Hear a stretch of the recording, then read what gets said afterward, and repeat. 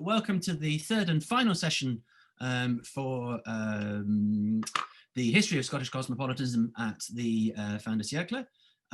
If you haven't seen any of the other sessions, my name is Matthew Creasy. I'm the project lead on the Scottish Cosmopolitanism at the Fin de Siècle workshop. Below me on my screen, I don't know if it's on the same for everybody, as my co-investigator, Michael Shaw. At this third and final session, however, I'm very pleased to welcome our plenary speaker, Professor David Finkelstein.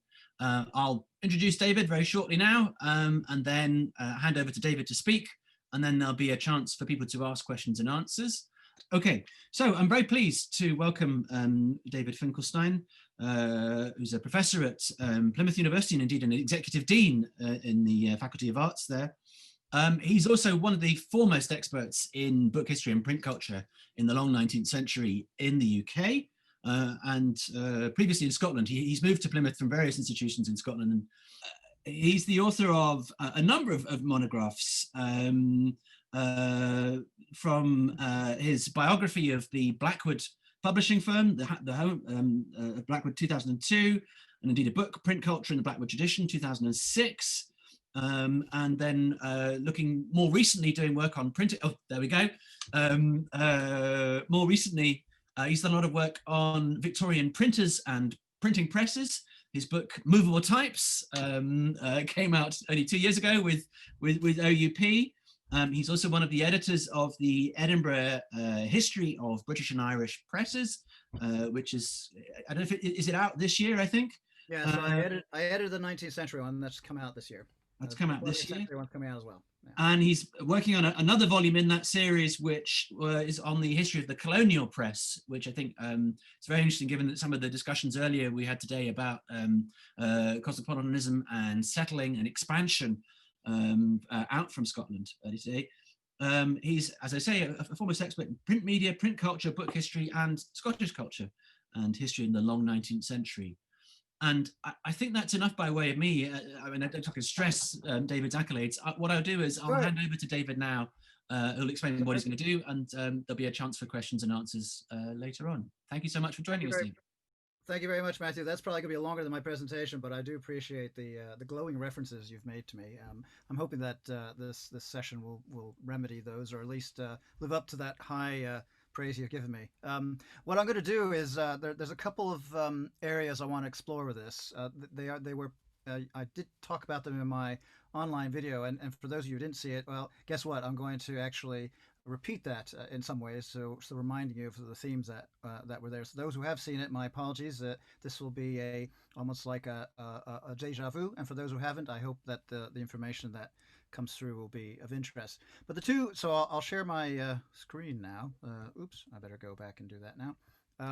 The 2 points that I was trying to think through when I was doing the preparation work for this was there are two areas that struck me when I was thinking about cosmopolitanism, and they're areas that I know that the sessions so far have been very much concentrated on some really fascinating ideas about literary cosmopolitanism and how we think about that in terms of both people and place and presence. But for me, I wanted to try and attack it in a slightly different way, was to say, well, what about the structures that might facilitate what might be considered a cosmopolitan kind of space? And the two that I came up with, which for me were kind of resonant in terms of the work I've done, and also resonant in terms of the work some of the people who've been on these seminars have done as well, were ones that relate to the structures of production, but also of literary economies. In this case, publishers. And my argument in the session, and hopefully this come through, was that publishers like 19th century Scottish publishers like Blackwood's, like Bartholomew's, who were eminent map makers who were key in terms of setting up the kind of social networks for geography and working with the Royal Geographical Society, or Nelson's, who towards the end of the century hired John Buchan as one of their executive directors, and then ended up moving into a particular space that was about cheap print and also educational material. And Murray's, although originally from Scotland, then moving down to London and becoming ensconced in that area. These people kind of could be argued created a kind of social space, or would often argue that they were creating social spaces that were around a particular identity, a house identity, as they called it.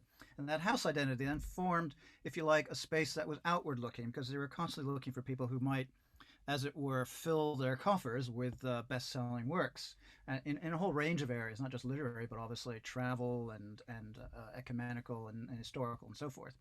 But the other space that I was trying to look at, and I want to try and offer you today, is also the idea of spaces that were about the connections of authors to each other in social form. In this case, I've kind of spotlighted a little bit how, in this case, Blackwoods had a series of women authors who inhabited the social and literary clubs of London, and in doing that, then were connecting to each other in ways that are often invisible from a kind of a textual point of view, because you don't necessarily document every time you meet someone, but occasionally when you see those traces, you end up seeing how those connections end up becoming important in terms of making someone, as it were, create an outward-facing connection to the world and to the people that they're seeing within their social spheres. So that's in a sense what I hope. I don't know, basically, I've spent more time about this than I've actually found in the presentation. But those are the two key themes I'd like to try and draw forth with this presentation, and then obviously, hopefully, follow through with those discussions afterwards. So let me start with this fellow here, Stephen Gwynn, who was discussed, I know was mentioned a while back in my session. Was an Irishman who was a man of letters and also a politician. And in 1923, he wrote about Blackwoods as a kind of a space, a particular literary space, a literary world, almost like a very cosmopolitan for him world.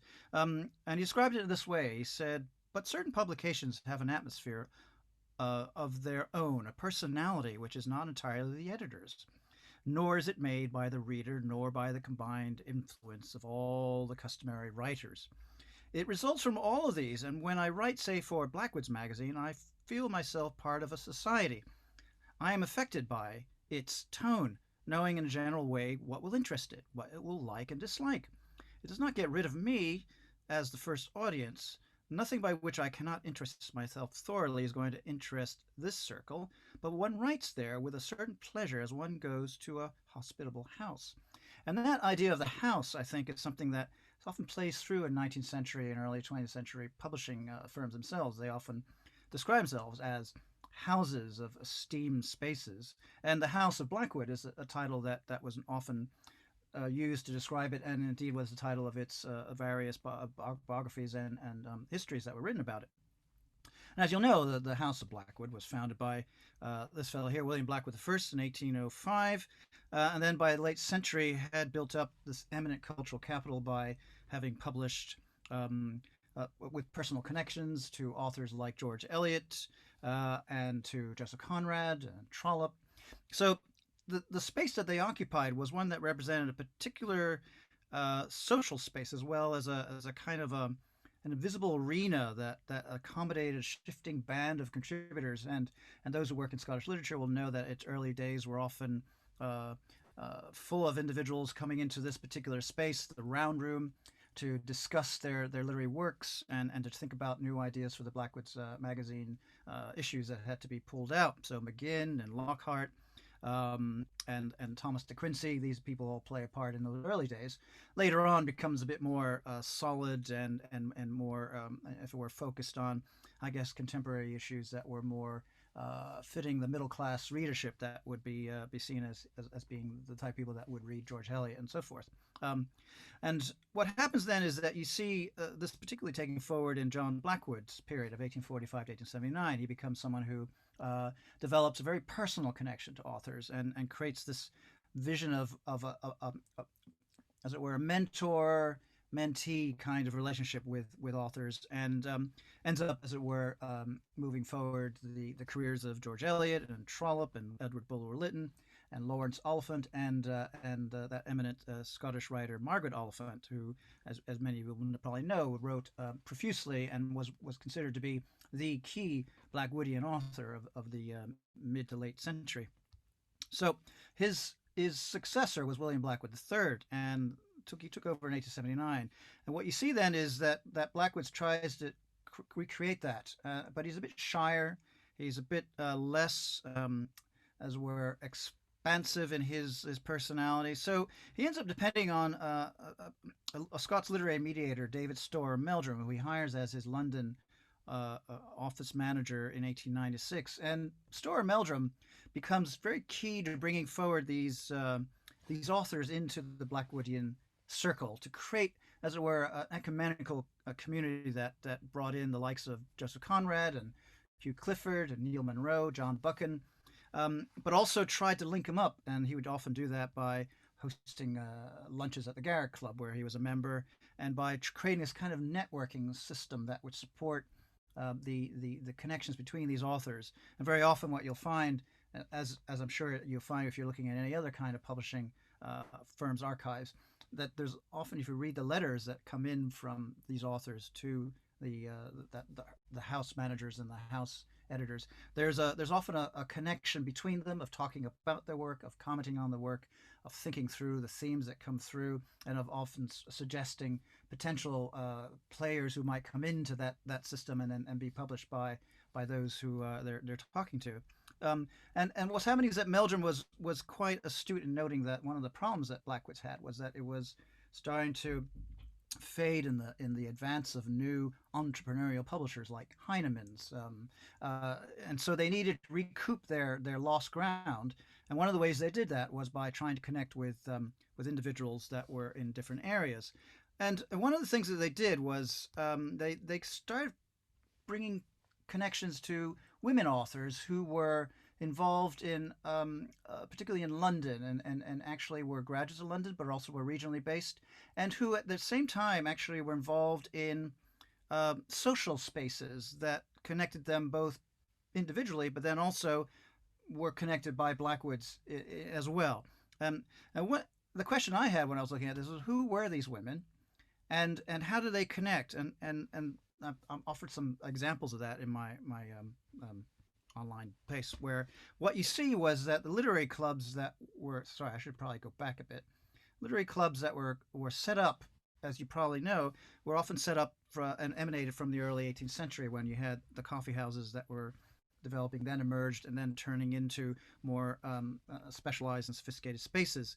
The club system was geared to a male space, a social kind of interaction. And again, if you think about the early or late 18th century, early 19th century, clubs feature quite a lot when we talk about the social spaces that Walter Scott and Robert Burns inhabited.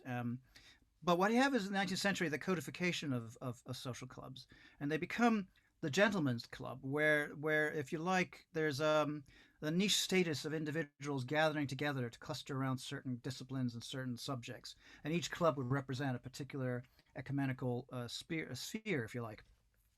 And that included, for example, in Edinburgh, the New Club, founded in 1787, but then moved to Princess Street in 1837. Glasgow had the Western Club, that was founded in 1825. You had in London the over 400 clubs, including the Garrick, which was aimed at actors and lawyers, or the Carlton Club, which was a political club with conservative membership. So these clubs, if you like, were again very male spaces. Women were not permitted generally into the be members. They were only fitfully allowed into these spaces on special occasions. They were allowed to be carefully monitored to obviously attend the occasional lecture or a meeting or maybe even an annual dinner. But hey, not letting you into the bar for sure. That's not allowed. So in response to that, what you found was that in London in particular, these social activists began creating their own spaces that could then become properly allowing women to engage in that kind of social interaction and those connections. And then you have in Glasgow the Kelvin Ladies Club, founded in 1897, but in London a whole slew of clubs that end up becoming, you see them actually flowing through a lot of the memoirs of writers of that period. So you have the Pioneer Club, founded in 1892, or the Sesame Club in 1895, or the Literary Ladies Club, which then became the Women's Writers' Dinner Club, which was founded by a group of women, new women writers, including Mona Caird and Honor Morton, Alice Meynell, Graham Thompson, and the Irish poet Catherine Tynan. And the membership of those clubs allowed women a kind of a degree of association in a way that that like-minded women could then meet socially, but also then create that kind of networking, cosmopolitan kind of developments. And what you found then is that these spaces become places where authors linked to Blackwoods end up re-encountering each other and reaffirming those links. So, for example, I mentioned this. Violet Martin was a good example. So, in 1905, Violet Martin, who was, those you may know, was with her cousin Edith Somerville, the Irish literary team of Somerville and Ross, best known for nowadays for some experiences of an Irish RM. She made the journey down to London to a particular club, the New Century Club, to listen to a reading of two of her stories, or two of their stories. And in a letter to Edith, she actually describes what she finds. She records meeting two Blackwood authors, and mediated by a fellow Irish writer, Erminda Rental Esler. And she writes, I was there before 4 and met a luncheon to the Imperial Colonial Press visitors just emerging. I was introduced by Mrs. Rental Esler to two Australians, all deuced civil. And then upstairs I met three more of the authors, among them Beatrice Harraden and Dr. Margaret Todd, who was to have been the boss of the show, but her sister was ill, so Miss Mitten took it on. Now, the counters here are with Blackwoodian authors Harraden and Todd, and they were just some of the many networks that Ross and Somerville then accessed to advance their professional reputations. And indeed, I kind of mentioned this already, so apologies for reminding of this. Her entry into Blackwoods and then this particular social circle had been facilitated through the interventions of these two particular characters, Andrew Lang and Stephen Gwynn, again. Linda Hughes's plenary talk, I believe, looked into the history of Andrew Lang and his particular interests. And of course, we have Stephen Gwynn as the kind of Blackwoods magazine contributor who facilitates that. And what happens is that Gwynn writes in 1895 an introduction for Violet Martin, and then that's presented to Blackwoods, and she goes to visit him at Edinburgh, accompanied by Andrew Lang, and her goal was to negotiate this publication for a follow-up to The Real Charlotte, which was the work that they were known for at the time. And it was a kind of an account of their travels to Wales. And Blackwoods loved it and got taken with Violet, so he decided to publish the work and then subsequently published other works by the team in subsequent years. And then they became part of that growing number of women who were promoted by the firm. And others in that growing number of women who were voted by the firm included Margaret Todd, who Violet Martin had encountered, as I mentioned, in her sojourn to London in 1905. And her role was something as well. She played a very significant role in terms of fortunes of the firm, in terms of publishing works that were bestsellers. Her connection was Scottish born. She was a daughter of a businessman. She ended up becoming a medical school, a peripatetic medical school education through various places in Edinburgh, Berlin, and then moved to Edinburgh to preside at the Edinburgh Hospital for Women and Children, which was founded by someone who became her subsequent life partner, Sophia Jex-Blake. And Sophia Jex-Blake ended up also acting as her informal literary agent with a kind of hard-nosed approach to money, while Margaret could be the kind of author who was softly spoken and spoke to her publisher in kind tones, which is what they ended up doing. So Todd supplemented her work, her income, by writing a number of novels, of which her most or best known one was called Mona MacLean, which was published under the pseudonym Graham Travers in 1892, and it becomes something that gets continually reprinted right through to 1906. It was autobiographical in nature. It was about a story of a Scottish woman battling social prejudice to become a doctor. It featured marriage at the end with an equally, a co-partnership with an equally strong-minded medical husband and a forward-thinking medical practice. And of course, the key subtle twist was that what she was doing actually was discussing or actually presenting what in fact had been a partnership with Sophia Jex-Blake in fictional form, who was her life partner from the 1880s through to Sophia's death in 1912. And Jex-Blake features in the novel as the earnest, reforming medical student, Miss Lascelles, who is described as a tiny figure, scarcely bigger than a child, yet full of character and dignity. And Beatrice Harraden, in that kind of way in which you see this connection between authors and publishers, actually comments on her, and she was noted by Beatrice Haddon, noted Jex Blake's literary connection in a letter where she writes to Blackwood's, "I met Graham Travers' friend the other day. The friend who figures in Mona MacLean as Miss Lascelles," and then she goes on to praise the text as being something that she found very interesting to read. Now, Harraden, and this is where we start going into this idea of circles and authors and connections.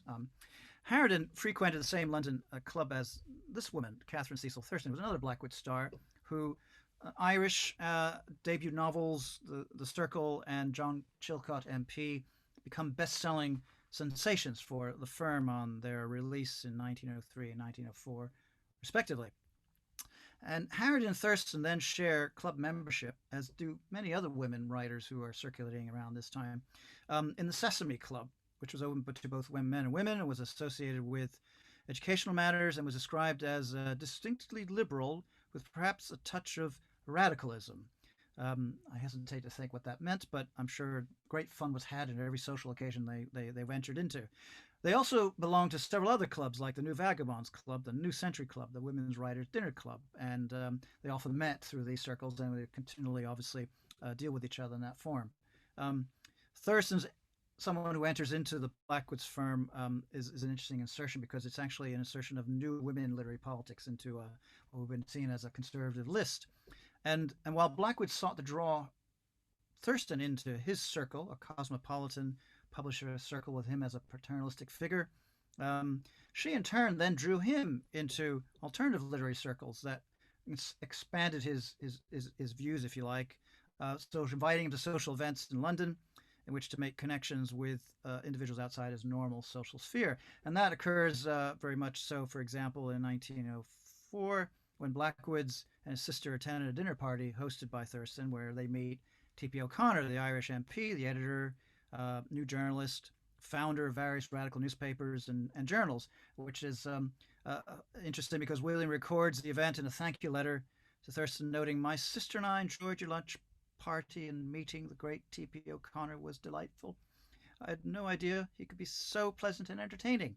I have to thank him for a most friendly and gratifying article on the 100th anniversary of my firm."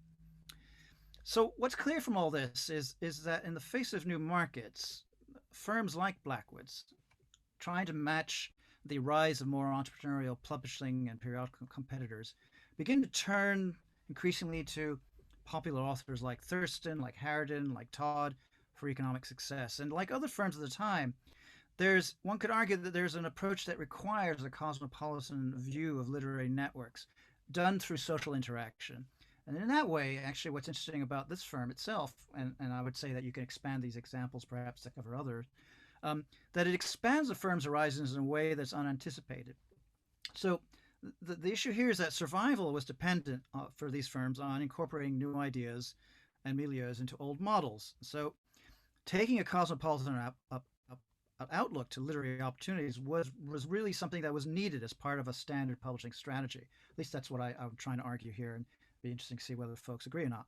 So I would suggest that actually what we have here is sorry, I've lost my place here. What we have here is a view that publishers need to be seen as participants in a fin de siècle literary cosmopolitanism in a way that emphasizes personal linkages, social networking, creative spaces, and they facilitate these literary networks. They offer these links and introductions between contemporary literary players, and these authors in turn then circulated through established cosmopolitan social spaces, furthering those connections that were initially fostered by that link with the middleman publisher. So examples like these, I would suggest, show that even conservative bastions of the Scottish publishing world, such as Blackwood's, needed to be cosmopolitan in order to survive, and in doing so, fostered a particular attitude that then resonates to the particular connections that I'm suggested here. And I think I'm going to stop talking before I run out of time. Thanks for sharing. Thank you. That was fabulous. Thank you so much. I didn't run over time. Oh well, I did. Sorry. So, Never mind. I was fascinated. I think so. Now we'll open up to questions. So if anybody has any questions for David, please click on the Q&A box and then type them into the box there. I see Faye Hamill commenting in chat, creating trouble as always, shouting definitely fabulous from the back rows. Oh, stop! I'll stop. Thank you, Faye. Thank you. um, I was interested because you mentioned Linda Hughes, who I don't think she's able to come to this session. She was here earlier, but at the previous event for this project, Linda gave a talk about Andrew Lang and exploring various cosmopolitan elements in his writings for Longman's magazine. But I was then interested to hear you describe him as, I mean, his links with Blackwoods. Is there no such thing as loyalty? Is there much crossover? Because I mean, certainly my understanding of Longman's magazine is that it's acting as a kind of advertising channel for the work of writers that are then published by Longman. Is that's true of Blackwoods magazine as well? Yeah, I mean, one of the ways that they often would work was by the idea that you serialize your novel in Blackwoods, and then you would get it published as the 3-volume or as a 1-volume or whatever that the format was at the time. Again, either through Blackwoods or towards the end of the century, sometimes it was, well, you'd publish the serialization in the magazine, but then you would publish the book with Longmans or someone else. So there was that sense that chain of actions could sometimes was meant to be published, serialize it in a literary magazine, publish it with that publisher as a expensive edition, and then publish it a year later as a cheap edition. So you have that continuous arc, but then later on starts fragmenting, particularly when literary agents start stepping into the mix and start negotiating different packages. So you'd say, okay, I'll publish it in Longmans, but then I'll get Heinemann's to issue the volume in a specific series. So that thing fractures. But I think what's interesting about Andrew Lang, and I know Linda wasn't focused on that, but Andrew Lang is really important as a mediator. There's been a lot of work done about him as a literary middleman who actually is that his role has been often seen to have that, right, I'm going to introduce you to this person because I think your work would fit into this particular niche, and likewise knowing lots of people who would then be able to actually connect with each other. He was very powerful in that sense, and I think very effective. And this was an example of where he was thinking, right, Summerall Ross, I think we should probably get you connected to Blackwoods because I think that book would fit their lists. So it wasn't necessarily about being disloyal. Sometimes it was about trying to position people in the right way. Sure. Well, I mean, I found what you were saying really suggested. I mean, this whole kind of model for thinking about a cosmopolitan space. I mean, a literal physical space, a club room in which people sit down and talk to each other, and Yeah. then a less literal, but still a physical space on the page that comes out of the kind of that sort of physical interaction in a room. And then the space of the page of Blackwoods magazine or between the covers of a Blackwoods volume, and yeah, I mean, it's sort of Lang as somebody who moves between those different spaces and different publishers. Very interesting. It sounded like I don't know if there's more to say about the competition that you mentioned with Heinemann in the 1890s, and the reason I mention that is that thinking about cosmopolitanism in previous work that I've done on decadence and thinking about how authors from other countries come into the UK, Heinemann had a very strong translation list that was basically curated by Edmund Goss, another of those men of letters. And I wondered if if there's a similar kind of translation list at Blackwoods that might feature, or whether Blackwoods saw that there was no point in competing with that aspect of Heinemann, so he went with the kind of route that you talked about in your paper. Well, I know that Blackwoods at one point was very, very much involved in and this is perhaps early in the century, German literature and trying to negotiate that translation of material. And there's been some work done recently where they've showed how their translation of Goethe and of the German kind of poets fed its way into the mid 19th century or early 19th century romantic Did they publish Heine by any chance? Kirsty Blair mentioned the Yeah, influence of yeah. Heine on. I'm not sure if they did, but I wouldn't be surprised. But I know that John Wilson, for example, was someone who was very much involved in that particular, trying to bring German literature into Blackwoods in particular, and he was responsible for doing a lot of translation of text and then publishing it through those spaces. And I think Andrew Nash has done some work on that, or is planning to do some work anyway. But the thing that I'm really interested in is something again Linda wrote about a while back, which was about those women literary clubs. There's not been very much done about it, but I think it is kind of for the type of work I know we're trying to think through here in terms of cosmopolitanism and how you might circulate ideas. I know certainly it becomes an invisible yet important space that connects people.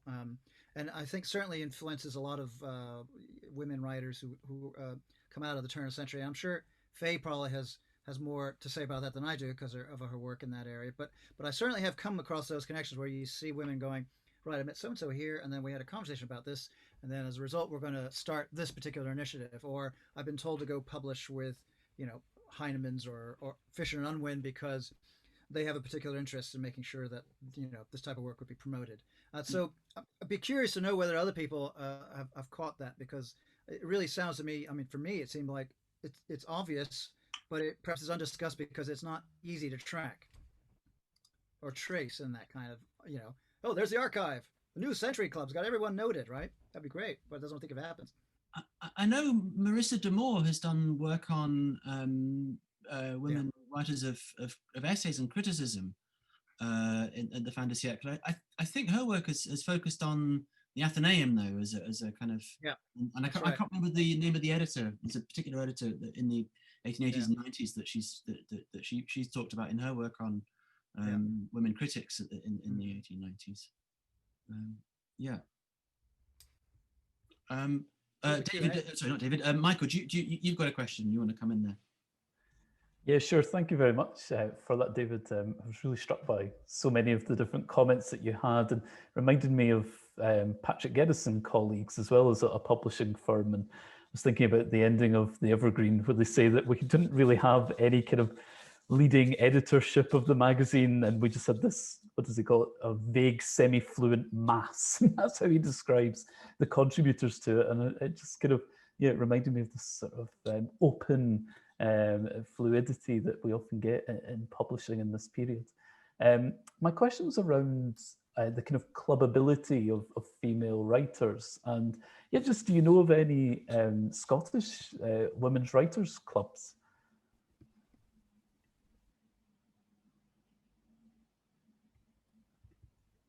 Sorry, Michael. I think you're back. I missed most of that. Oh yeah, sorry. Yeah, sorry, I missed most of that. Apologies, my internet must have gone. I thought my kids playing too much on the PlayStation. No, it's not a problem. My question was just around the clubbability of female writers, and if you know of any clubs of female writers in Scotland in this period, or were they mainly based in London? Yeah, well, I mean, I came across a few, but obviously they were mainly kind of skimmed the surface. So there was the Kelvin Ladies Club in 1890s in Glasgow, but I have to say that's something that I would really be interested in following up on. I mean, there are literary clubs in terms of reading clubs. I know there's been a lot of work.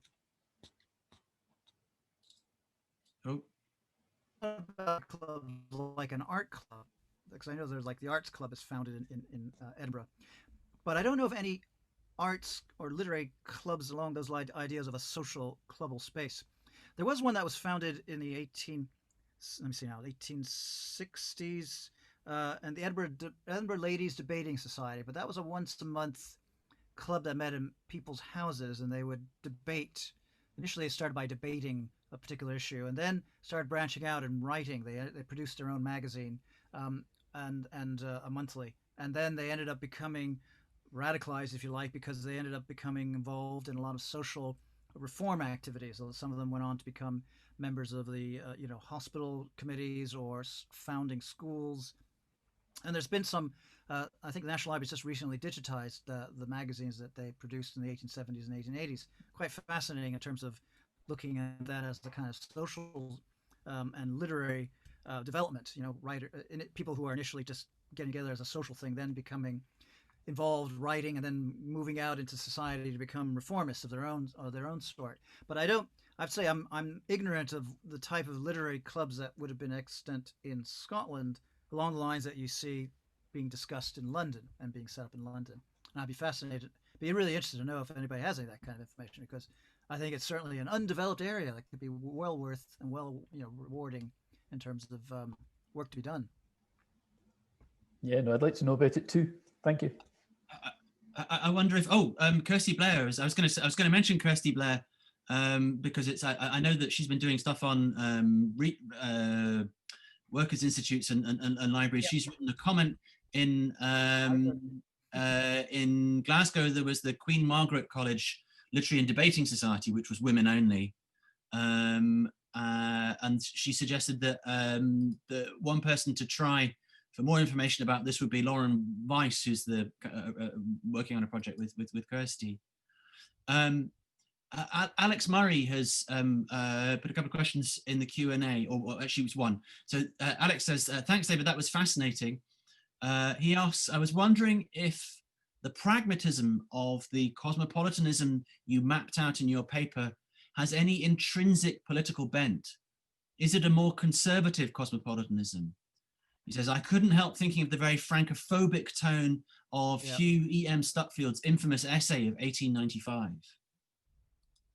Yeah, I think that's a good point. As I was trying to make, they obviously were still working within their own parameters, and those parameters were towards the end of the century clearly aligned to military, conservative, imperial, colonial outlooks.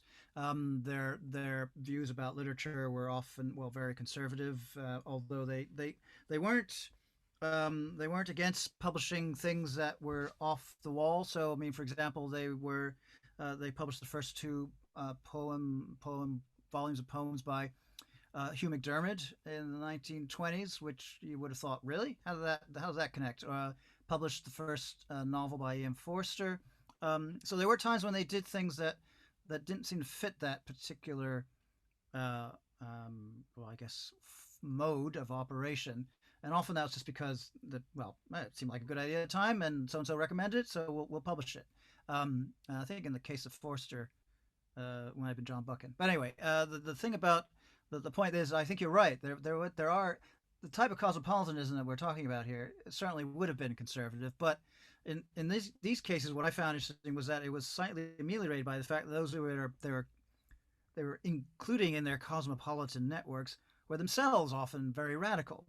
So the radicalism was somehow creeping in despite their best efforts. Would that be? I'm not sure that's a good way of describing it, but yes, you could be radical and still have a chat with William Blackwood in a very pleasant manner, I suspect.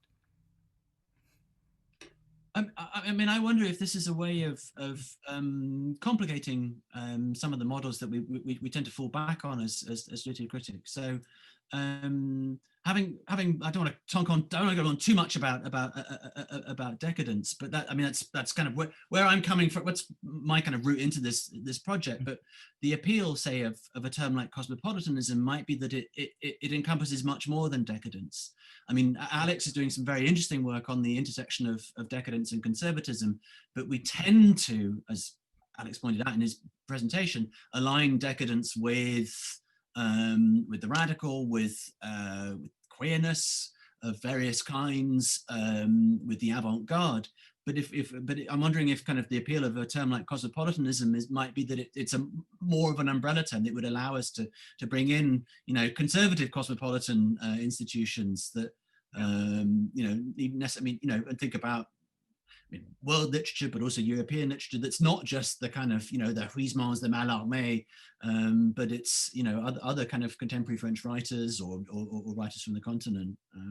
Yeah, I think you have a point there. I think that's probably worth following through on, because again, that was something I was trying to tease through my thinking, and clearly, it's still foggy in there. But I get my point about cosmopolitanism is that it clearly, you could say that it sits within, it's been colonized, if you like. I guess what you've been saying, obviously, by the focus on the decadence and the way in which decadence or that kind of movement assume the idea of being cosmopolitan. But you could argue that cosmopolitanism is just about how outward looking you are, whether it's from a liberal side or from a conservative side. You're still, if it's about moving outside your boundaries and thinking globally or nationally or a wider sphere than just your local space, then would that not be counted as being cosmopolitan? In which case, you're right. Then you could argue that the phrase cosmopolitanism can be complicated by saying there might be different versions of it, and one I've outlined might be, as Alex is trying to suggest, maybe a conservative version of one. What I confess my ignorance here. I mean, I'm assuming that was Blackwood's not an international operation in the sense that they distribute books abroad. I know you're doing some work on colonial printers. I mean, you know, the work of being a publisher, it might be intrinsically cosmopolitan if you distribute your works outside, you know, out with, you know, Scotland, the UK, to America. I mean, I know that American markets are very difficult in the 19th century because of copyright reasons, but would that kind of fall under? I mean, that may be I guess that's the point I was trying to make. So Nelson's a good example. They end up creating branches in New York and Canada, in India. Or no, sorry, that's Longmans. But they ended up in Canada and New York and Paris, in France. In fact, Sean Reynolds has written about that. And you see them. You could argue that I think your point is right, Matthew.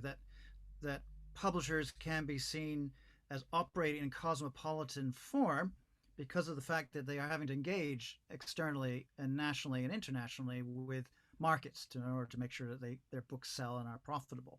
And likewise, the colonial sphere, which could be argued as another space that could encourage I don't know, it's either a closed circle, it's all British, or it could be a cosmopolitan colonial, you know, world space, possibly, in which case, you know, someone who engages with imperial or colonial connections and contexts and continents, well, maybe that could be I think that could classify as something that would be worth studying as a cosmopolitan entity in its own right. No?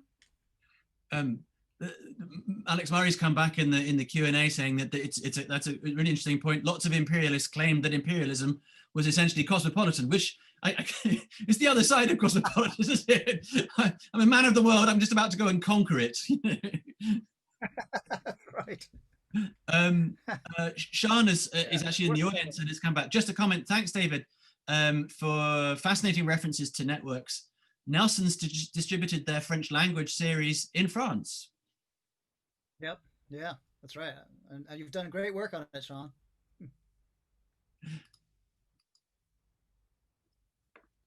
Okay.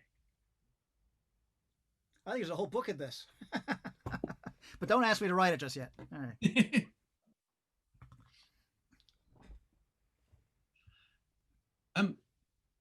Well, there are no more questions in Q&A, and I don't know if Michael, if you've got any more questions for David, or whether that's a good place, having identified that cosmopolitanism is basically imperialism. That's a good place to stop. One of the things I meant to say earlier that I thought was kind of a point of continuity between the sessions today was that idea of a cosmopolitan space. Was thinking about, it's come up, I think, through the 3 different sessions that we've had today about the ways in which people are brought together by cosmopolitanism in different ways. The ways, Kirsty talked about it when she talked about poets who write about places that they'd never been to. You know, that cosmopolitanism is a kind of an imaginary phenomenon, but the imaginary can, I think, encompass also the sorts of physical spaces that you talked about. I mean, how we, you know, how cosmopolitanism comes about and what it is. You know, there's no necessary divide between the kind of materialist reading that you are offering of a publisher and a space, and then the page, and then reading what occurs on the page. I think there are links to be made there in thinking about what we mean by cosmopolitanism, how it works out, what the politics of cosmopolitanism is, what cosmopolitanism are, what the ethics, and indeed what the politics of cosmopolitanism are, and especially in this project, how those things affect Scotland and Scotland's self-conception in this period. So I'm going to wind up there by thanking David so much for a fascinating talk. It was wonderful, really fascinating material. Thanking Michael for being ever helpful as a co-IN as well, presenting earlier today. I guess there are a couple of the previous panelists in the audience as well. I want to thank everybody who's given papers today, and also thank the audience for being here and asking some really interesting and stimulating questions. There is a discussion forum on the project website if you're interested in carrying on discussions here or raising points that we didn't have time or space to raise today. The administrative assistant Eleanor is going through adding people who requested to be added to the discussion forum, because you need to be signed into the website first before you can post there. But please do feel free to post and carry on discussion. Yeah, so thank you so much, and I hope you all have a wonderful weekend. Keep an eye out for details of our final event, which will be coming up in March, the end of March. And we're looking at where we take this project next, and some of the archives that we might be able to exploit. So again, thank you so much. I was just seeing something in the chat just before I go. Oh, no, thanks all from Fraser. So yeah, I'm going to give my traditional goodbye Zoom wave. Thank you, Matthew. Comrade saying thank you, and everybody have a good weekend. Take care all.